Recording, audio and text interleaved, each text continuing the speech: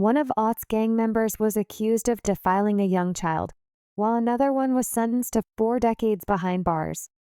The OTF crew is in shambles. Its members are either dead or in jail. Another one is under house arrest for shooting her best friend in. The head seems like anyone associated with Durkio is having it rough, from murder cases to shooting children. Lil Durk's gang seems to have shattered into a million pieces. King Von, apart from Durkio, Von still remains the most successful OTFist to this day, despite passing away.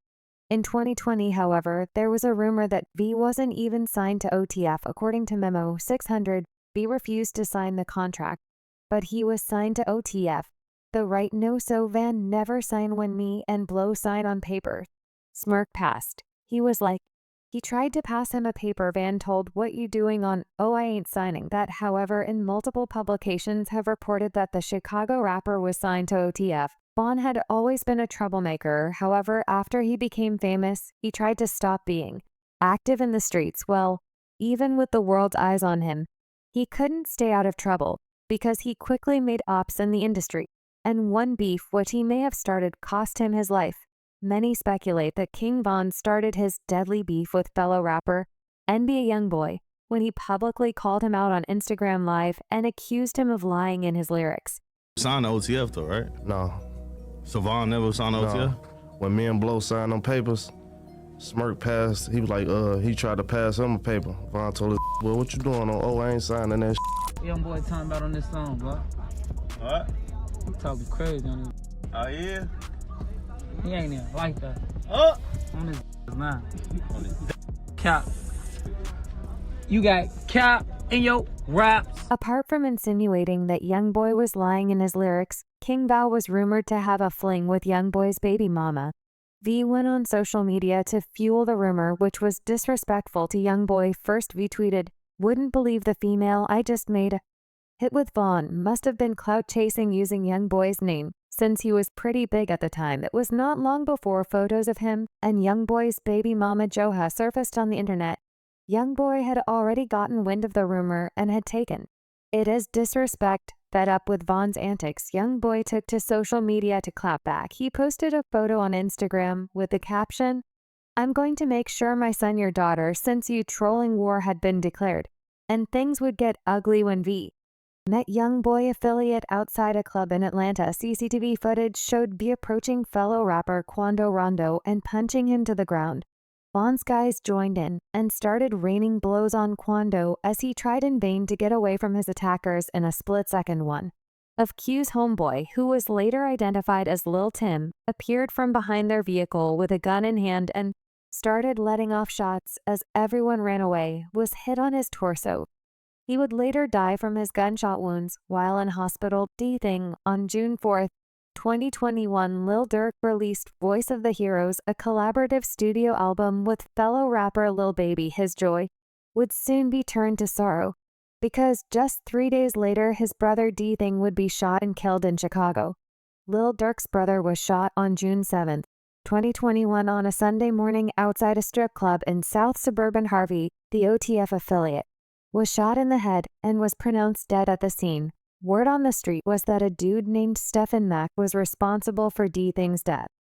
So Lil Durk put a bounty on his head, and on January 7, 2022, Mack was gunned down at the Youth Peace Center of Rosen, located at 420 West 111th Street in Chicago. Soon, 2 men, Anthony Montgomery Wilson and Preston Powell, were indicted with murder for hire. As Mack exited the Youth Peace Center, gunmen emerged from a vehicle and opened fire, leaving him fatally wounded. A security guard was also injured in the attack, but survived. The indictment, initially kept under seal, was made public, revealing the gravity of the accusations against the 2 men. Montgomery Wilson and Powell were charged with conspiracy to use an interstate facility in the commission of a murder for hire. Additionally, Montgomery Wilson faced an individual murder for hire count and a gun charge. During his arraignment, Montgomery Wilson pleaded not guilty, setting the stage for a potentially lengthy trial. His defense team is expected to challenge the evidence presented by the prosecution, which includes photos from the U.S. Attorney's Office allegedly showing him pursuing the victim with a firearm. Meanwhile, Preston Powell remains a fugitive, with law enforcement agencies actively seeking his arrest. JustBlow 600. Despite his rising profile in the Chicago drill scene, JustBlow 600 remained connected to the realities of street life, and it would cost him dearly. And now he's facing close to 2 decades behind bars. On Halloween night in 2017, a series of events unfolded that would drastically alter the course of JustBlow 600's life. Alongside Paradise Haynes and Lucky R. Tyler, JustBlow 600 was allegedly involved in a plan to rob 19-year-old Kill Carter in Hammond, Indiana. The plan, however, took deadly turn when a shootout erupted, resulting in the tragic death of Carter. During the chaos, Carter's cousin and JustBlow 600 himself sustained injuries. The aftermath of the incident was swift, and severe law enforcement agencies launched an investigation, piecing together the events of that fateful night late. Criminal court documents would later identify JustBlow 600 as the triggerman, accusing him of shooting Carter with an assault rifle. Despite the serious nature of the charges, the OTF rapper consistently maintained his innocence in a bold move he took to social media to declare his stance, stating they trying to build cases off lies and snitches. I must stay 10 toes down. However, one of his co-defendants, Haynes, pleaded guilty to 1 count of robbery, resulting in bodily injury. Meanwhile, Tyler and JustBlow 600 faced 1 count of murder, 1 count of murder in perpetration of a robbery, 2 counts robbery, 1 count of aggravated battery, and 2 counts of criminal confinement. These charges saw them facing 45 to 65 years in prison. And in August 2023, the OTF rapper was sentenced to 18 years in prison. Doodie Lo, while his OTF associates were catching murder cases, Doodie Lo found himself in court for an entirely different reason, which would have seen everyone, including his gang, turn on it. The story begins in October 2021 when the hip-hop community was rocked by a scandal involving OTF rapper Doodie Lo and his ex-girlfriend FBG Doodie Lo, whose real name is David Salisbury, found himself at the center of a storm. When FBG accused him of defiling her 5-year-old son, FBG took to social media to share her allegations, posting an audio clip on Instagram that reportedly captured her son crying and recounting the alleged incident. In the clip, the child described being defiled with 3 screws. FBG asserted that the injuries were so severe that her son had to revert to wearing diapers as he was unable to control his bowels. However, Doodie Lo maintained his innocence from the outset, denying the accusations and asserting that he was being falsely accused. He took to social media to defend himself, stating that the allegations were baseless and that he would fight to clear his name in the midst of the public uproar. Doodie Lo's legal team began to gather evidence to refute the claims. They argued that FBG had fabricated the allegations out of spite following their breakup, and that she had been harassing Doodie Lo and his family for weeks. The situation was further complicated by a video that Doodie Lo released, which allegedly showed FBG grooming her son to accuse him of the crime. In the video, FBG is heard instructing her son not to blame the incident on Alex, a 3-year-old boy, casting doubt on the credibility of her claims despite the mounting evidence in his favor. The damage to Doodie Lo's reputation was already done. The allegations had taken a toll on his personal and professional life, leading him to take decisive legal action. In December 2021, Doodie Lo filed a $5 million lawsuit against FBG, accusing her of defamation, emotional distress, and causing perpetual reputational harm. In the lawsuit, Doodie Lo's legal team presented evidence that FBG had told him it was in fact Alex who had inserted the screws into her son's anus. Doodie Lo in court encouraged her to take the boy to the hospital for an examination, but doctors reportedly found nothing wrong with the child. Doodie Lo's attorneys argued that FBG had manipulated the situation out of spite following their breakup, and that her actions had caused significant harm to Doodie Lo's personal and professional life. As the case gained momentum, a surprising development occurred in January 2022. FBG issued a public apology to Doodie Lo, a move that caught many by surprise. In a tearful video, she revealed that Doodie Lo had taken a lie detector test and passed, leading her to retract her previous statements. She claimed that she never intended to ruin his career, and that she genuinely believed her son, FBG, expressed regret for the situation, stating that she was simply trying to protect her child. However, the apology was short-lived.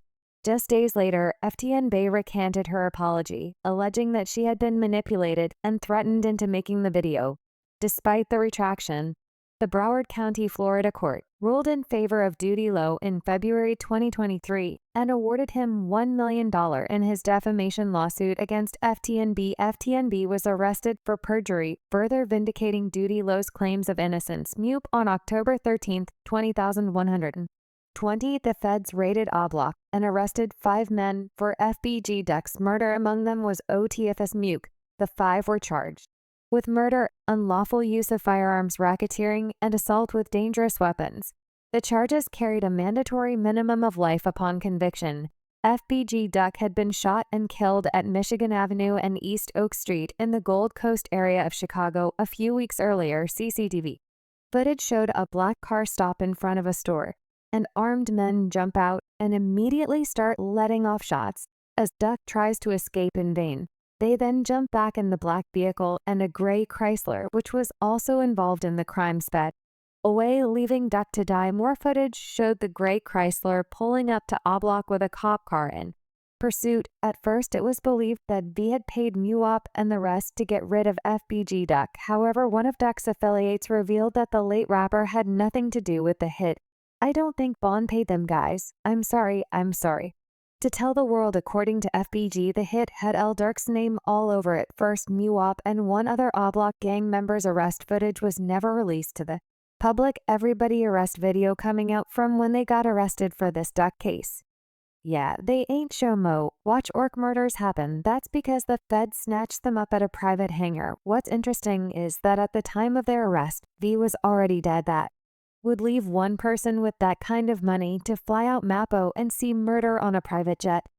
Everybody arrest video coming out from when they got arrested for this Duck case. Yeah. They ain't show move or see murders happen. Well, MUP and all his co-defendants were found guilty of the murder and now face life in jail. Surprisingly, MUP reached out to a family member after the guilty verdict to assure them that he would be coming home. But it's highly unlikely. OTF Boa's story is wild and very fishy, because the man was sentenced to 8 years for some serious charges, but only served 15 months in jail.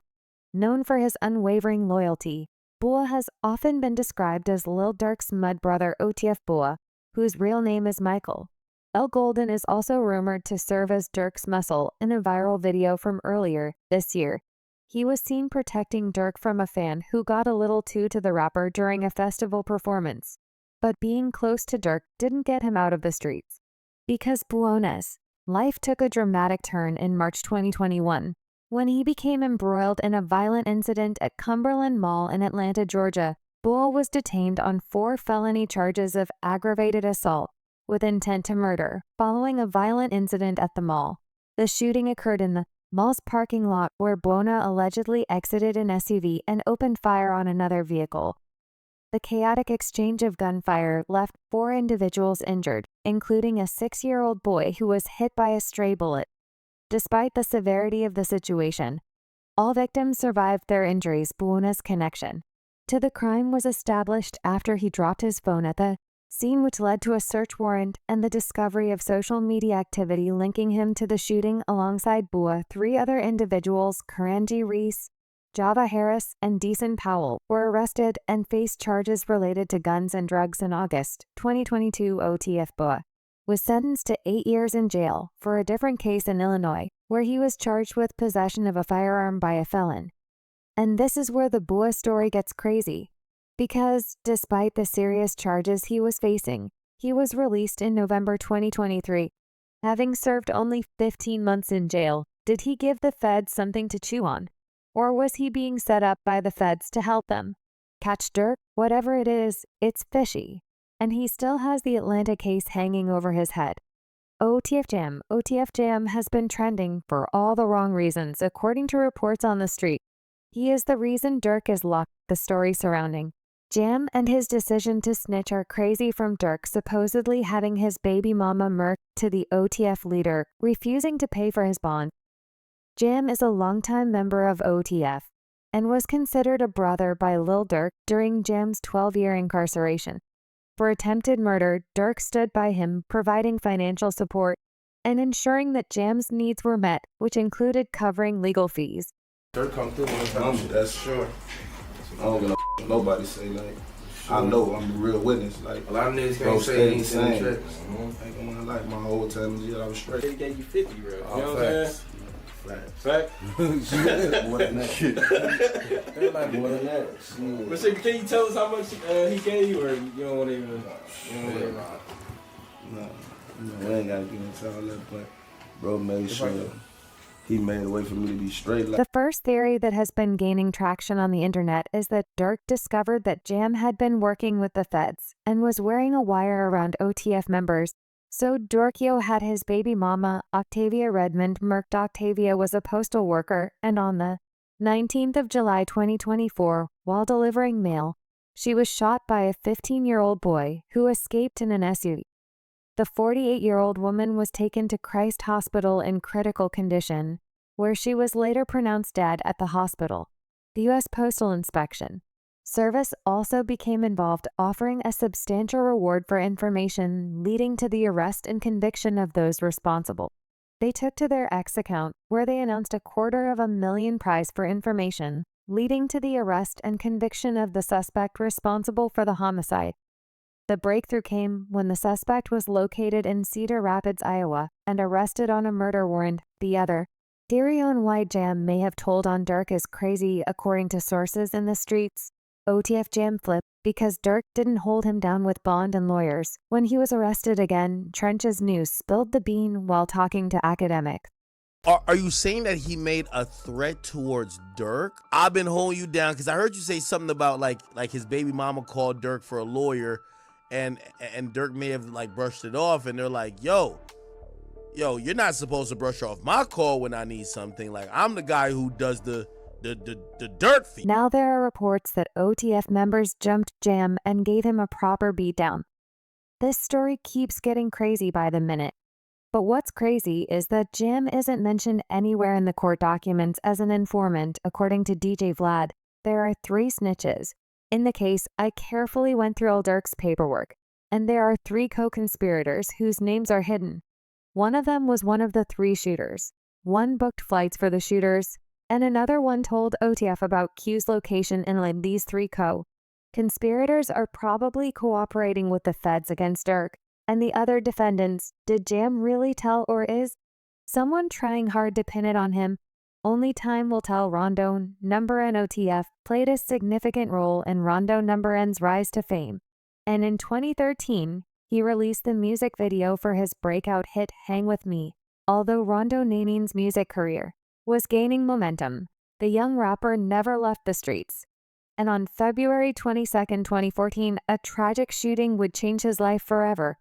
On that cold winter night, jitney cab driver Javin Boyd was parked in the Windworth Gardens neighborhood of Chicago, waiting for passenger. Unknowns to him, a group of young men, including RondoNumbaNine and fellow rapper Sadai, were approaching his vehicle. The reasons behind their actions remained shrouded in mystery. But what transpired next would forever alter the lives of all involved. As the group neared Boyd's car, they reportedly asked him if he was from the neighborhood. Without warning, gunfire erupted, and multiple rounds were fired into the vehicle from the passenger side. Boyd, a 29-year-old man simply trying to make a living, was struck by the bullets. He was rushed to the hospital, but tragically succumbed to his injuries 2 hours later. The murder of Javin Boyd shocked the community, and the investigation into the crime quickly gained momentum. The Chicago Housing Authority had captured the incident on video surveillance, providing crucial evidence for law enforcement.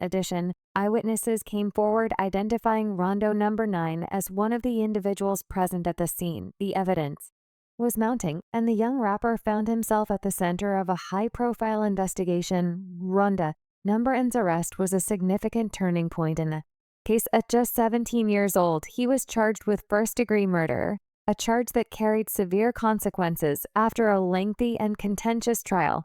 The verdict was delivered. RondoNumbaNine was found guilty of first-degree murder, a decision that would have profound implications for his future. On July 5, 2016, He was sentenced to 39 years in prison, and Anmarie is perhaps the luckiest of all artists on this list because she escaped the gang violence and made a name for herself in the music industry. Back in 2016, Durk took to his social media to post a photo of Anmarie with a caption, OTF newest female artist, Anmarie, I need everybody to go check her out and comment what y'all think 2 times. Anmarie then took to her own social media to confirm the news, saying, official First Lady of OTF, so much in store for my supporters.